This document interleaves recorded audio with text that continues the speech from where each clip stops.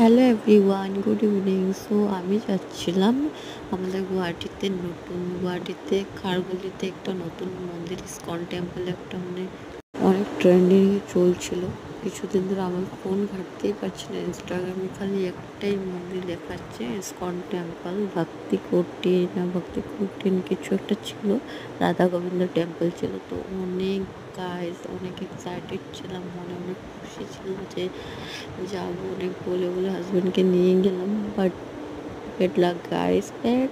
দেখতে থাকো ভিডিওটা গাইস, কিন্তু দেখতে থাকছো কত সুন্দর ভিউ, বিকেলের ভিউটা অনেক সুন্দর। একটা ব্রিজের উপরে ছিল, মাঝকর ব্রিজের উপরে ছিলাম আমরা তখন। তো আমরা যাচ্ছি, আমরা উজান বাজার একটু আগে, অনেকটা একটু আগে, উজান বাজার থেকে 10 কিলোমিটার একটু আগে গেলে খারগুলি পেয়ে গেলাম। দেখতে পাচ্ছি অনেক হ্যাপি আমি, বাট আমি ভাবিনি কোনোদিনও যে আমি দর্শন করতে পারবো না গাইস। একদম রাস্তা থেকে ঘুরে আসলাম, মন্দিরের গেটের থেকে এত ভিড়। কোনো একটা জিনিস ভাইরাল যখন হয় তখন তো অবভিয়াসলি ভিড় হবে। মন্দিরটার ভিতরে এত ভিড়, 1000-1500 জন লোক হবে। রাস্তার বাইরের থেকে দেখতেই পাচ্ছ, রাস্তার থেকে লাইন।